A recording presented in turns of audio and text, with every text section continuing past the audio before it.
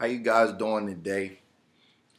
This is going to be the third segment of the video edition of the Daily Bread Mailbag.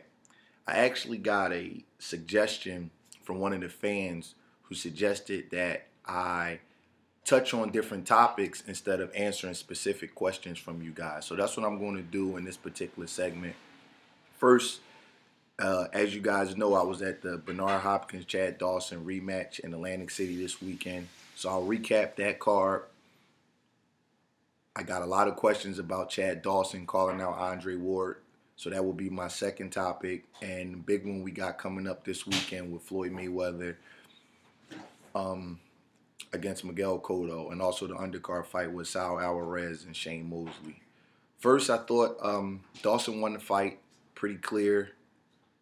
His aggression, him going forward, kind of won him the fight. He didn't land a lot of effective punches. He didn't what I call beat Bernard up, but just his assertive body rhythm sort of just kind of just looked like it was forcing the fight. And Bernard would make him miss and do cute stuff, but really wouldn't make him pay. I thought it was a competitive fight, but I saw Dawson winning maybe 8-4, somewhere around there. It's hard to really judge a fight when you're there and you're watching it in the mix of the crowd and everything, but from what my eyes told me, it wasn't controversial. I heard it was some controversial statements that were made. I saw one of the judges' scorecard was 114-114, but to me, Dawson probably won around 8-4. I mean, that's all I really could say about the fight. I really expected that kind of fight. You know, I expected Dawson to kind of track him down in like a methodical way. I expected Bernard to move and, you know, show him shoulders and, you know, just kind of minimize the fight, which he's become an expert at. And that's the outcome that I expected. I didn't expect a lot of clean punches.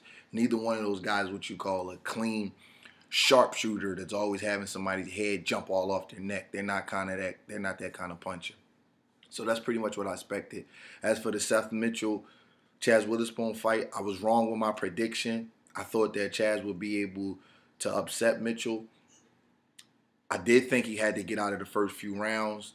I don't like the way Chaz slips a right hand, and I told you guys that, and he came back to bite him. I thought Chaz had a great opportunity. No disrespect to Seth Mitchell. I think he's an excellent fighter, but he's very green because he just started boxing a few years ago. There's a lot of little things that he really doesn't, know how to do, and I thought he was there for the taking. I thought Chaz just fought I don't want to use the word stupid, but he just didn't use his head. From what I was told, I don't know. I didn't have privy to any punch stats because, of course, I was there. But I was told that Chaz threw over 100 punches in the first round. And if he did that, he's been around too long to make that kind of mistake. That's all I can say about that. You're supposed to go for a guy if you get him hurt. You're supposed to seize the moment, but you can't be reckless about it.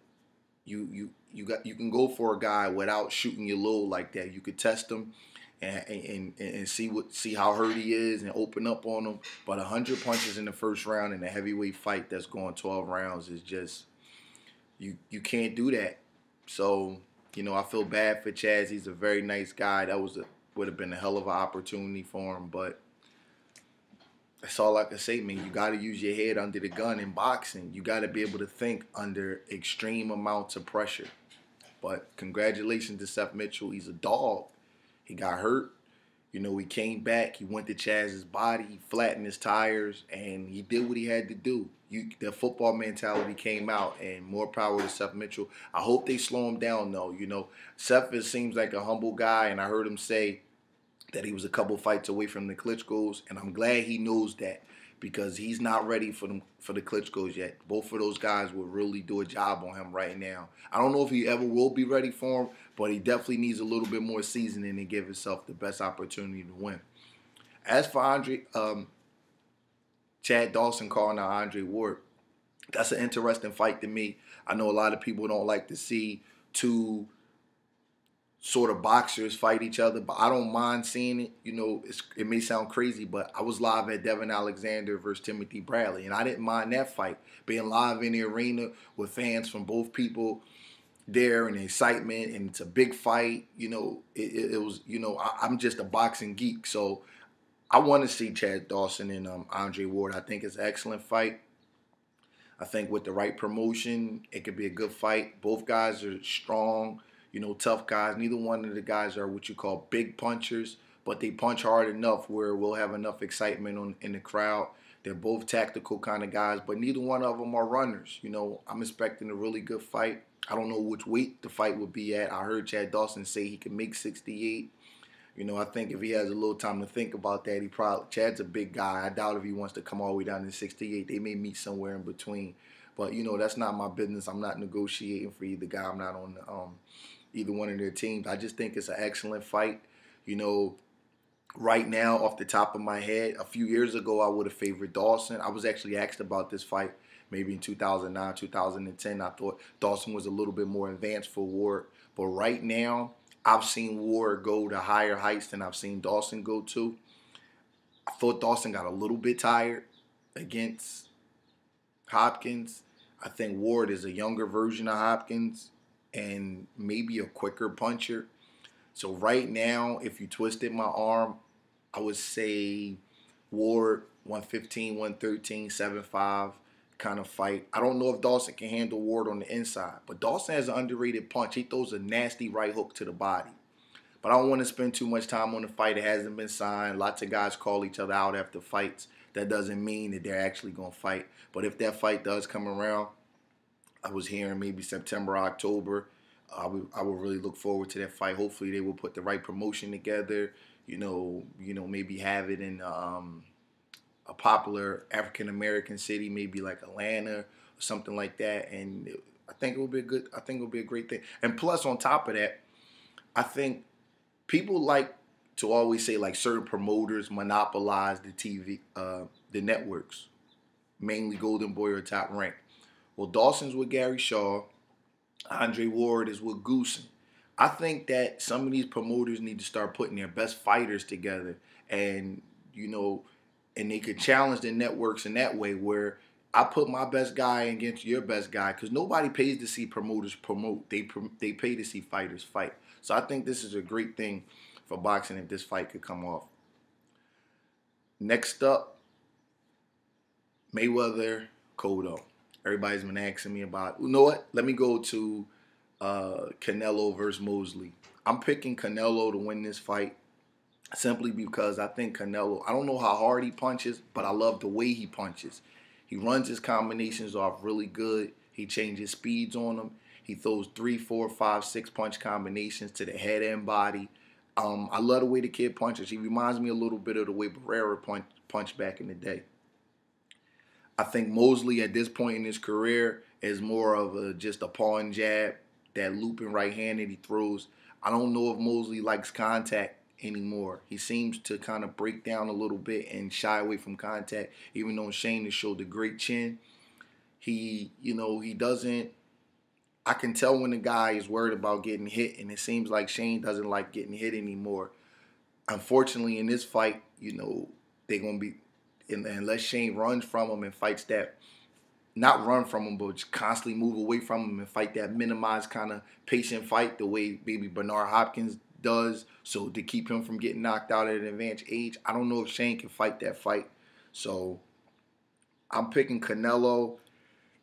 I thought he may stop Mosley, but Mosley does a lot of grabbing. So right now, I'm just going to say Canelo on a hard-fought decision, but clear, maybe 8-4, 9-3. Just being too much, punching in combinations, just a little too much. He may have some rough spots early, but I think he'll pull it out late as far as separating himself from Mosley. Cotto and Floyd, this is how every time I think about a fight, I try to get the best analogy I can. This is how I look at this fight. Let's say you were running the 400 meters, which is one time around the track, and you were running as fast as you can against the guy you were running against. And the guy you were running against was running about 75% of what his capacity. But yet you guys were even, or the guy you were running against was a little bit ahead of you. So when you come down the final stretch, which will be the last, 100 meters, that guy that's running at 75%, he has something extra, and he could just pull away from you every time. And there's really nothing you could do if you're giving it all you have. That's how I equate Cotto's and Mayweather's stamina, their natural stamina.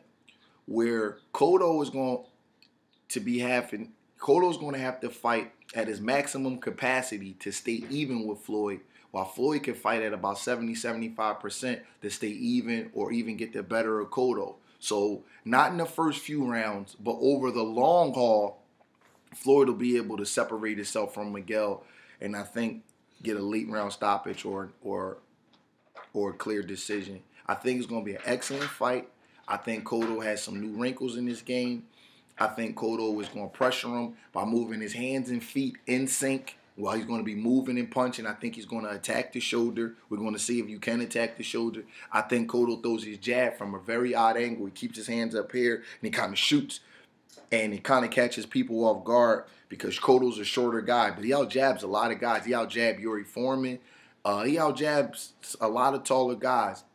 So I think he's going to out-jab Floyd in spots. And you got to understand, when the jab is coming straight, Floyd's fighting like this. It doesn't prevent the jab from shooting straight through the middle. So I think Cotto is going to have some success with the jab. But I just think over the long haul, the last quarter of the fight, Floyd will separate himself from Cotto and win the fight. You know, I think it's going to be an excellent fight, but I think Floyd's going to win the fight. I think he just has too much in his gas tank, too much natural stamina.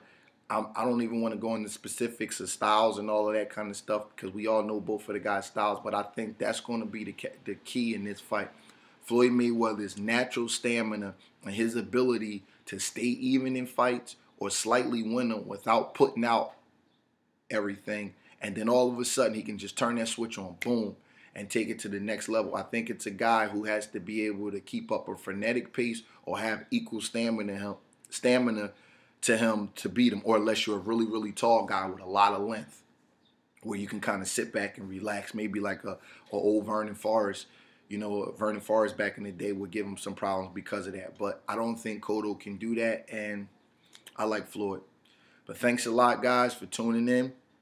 Go on to www.boxingtalk.com and write your question in. Don't leave me questions on YouTube. Write them in to thebreadman25@hotmail.com. That's DABREADMAN25@hotmail.com. Thanks a lot.